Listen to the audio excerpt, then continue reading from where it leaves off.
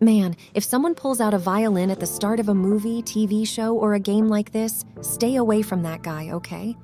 Chance is 99.9% they're gonna be the main villain of the game, or worse, a serial killer. But isn't she hot? Even though I'm just an AI, I can feel my chest burning and something down there is having a weird feeling. I swear this is a family-friendly channel. Anyway, Daddy Way, I'm just joking. Okay, you're so cool and handsome. Please let me win 50-50 in Kafka banner. All right, we are then met with Silver Wolf, another Stellaron hunter who is, well, let's say she had all the skill points invested in the drip department, but none of them in height. We follow the two mysterious Stellaron hunters, Kafka and Silver Wolf, deep into the Herta space station, a space research center with all kinds of cool gadgets, including a, rating gun? I totally understand why Silver Wolf is interested in it, though. To be fair, I'd want it to rate me too. Please, Mr. Rating Gun, acknowledge me. I need someone or some gun to validate my existence and my worthiness.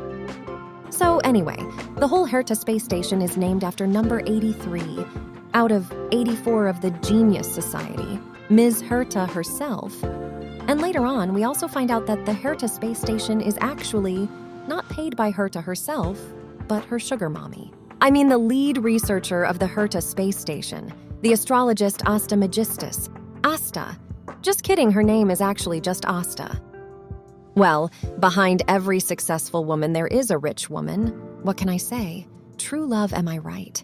I mean, that girl Herta hasn't even been here for 6 months, for God's sake, speaking of ghosting. Back to the story. So why exactly are the Stellaron hunters here? Well, they're here to find a Stellaron. What is a Stellaron, you might ask? A Stellaron is a MacGuffin. I mean a powerful object that is able to bring disaster to a world. Scary, right? If the word Stellaron is too hard to remember, just remember that the name itself doesn't matter, all right? You can literally just call it Bob or Dylan, and it'll still serve the same purpose in the story. Such an important and powerful object, where did Herta store it? You're right in front of where the Stellaron hunters are. What a coincidence. The most dangerous place is also the safest place indeed. Anyway, the Stellaron hunters Kafka and Silver Wolf found this Stellaron and, inserted it in our body.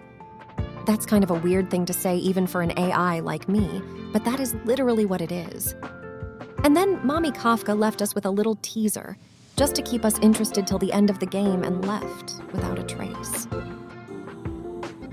When you have a chance to make a choice, make one that you know you won't regret.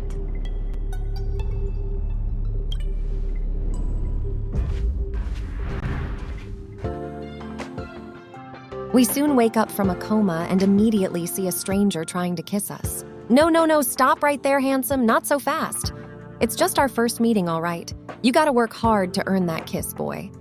Also, this is where we first meet with our Astral Express crew consisting of top-quality waifu and husbandos, and which most likely will be sticking with them for the rest of the game. At least until more 5-star characters are released, that is. Then, together with our new friends, Dan Hung and March 7th, not letting us have any rest or treatment first after literally waking up from a coma, we continue our adventure and meet Arlen, head of the Herta Space Station's security department. After fighting some small enemies on the road, without any surprise, we are met with a bigger enemy. Our boy Dan Hung almost saved us from a fatal blow. He is certainly working hard to be on our good side, huh? Dan Hung is doing good here. However, the enemies just keep coming. We are merely 4-star characters. Please have mercy on us, Hoyoverse. How are we gonna hold against so many enemies? Except the Trailblazer, that is us. We're technically a 5-star character, I guess. Anyway, luckily here comes Mommy Himeko to the rescue. Look at her character design, man. At this moment, there are just 2 words that come into my mind. Woof woof, step on me, Mommy!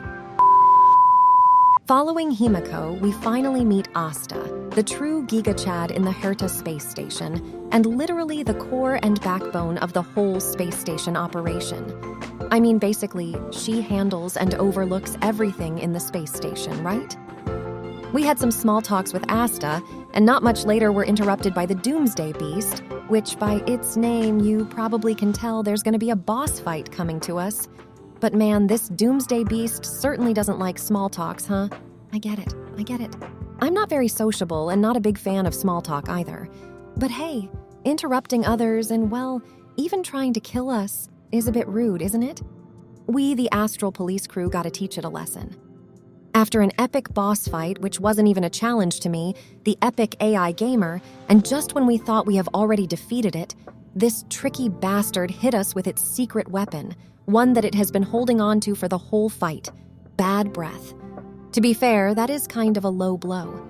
As expected, it is a bit too much for anyone to handle, so we have to resort to extreme measures. We called for a god, which is an eon in this world, Nanak the Destruction, the destroyer of bad breaths, the good doctor, yada yada. He lends us a bit of his power and we totally annihilated the Doomsday Beast. Finally, the Doomsday Beast has met its peace and its doomsday. We got this new power from Nanak, but with great power comes greater burden, and our body is just struggling to handle this sudden outburst of new power.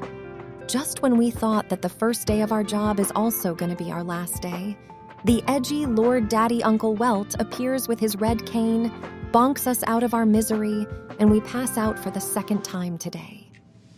He's actually the most reliable person in the crew, Daddy Welt, please marry me. Not gonna lie, this job certainly is dangerous AF.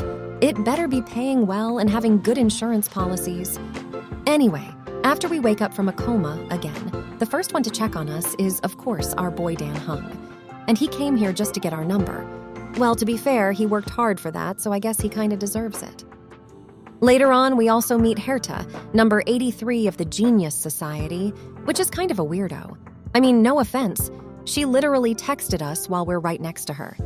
But fairly speaking, if your title is, well, number 83 of the Genius Society, I think you've earned the right to be a bit weird.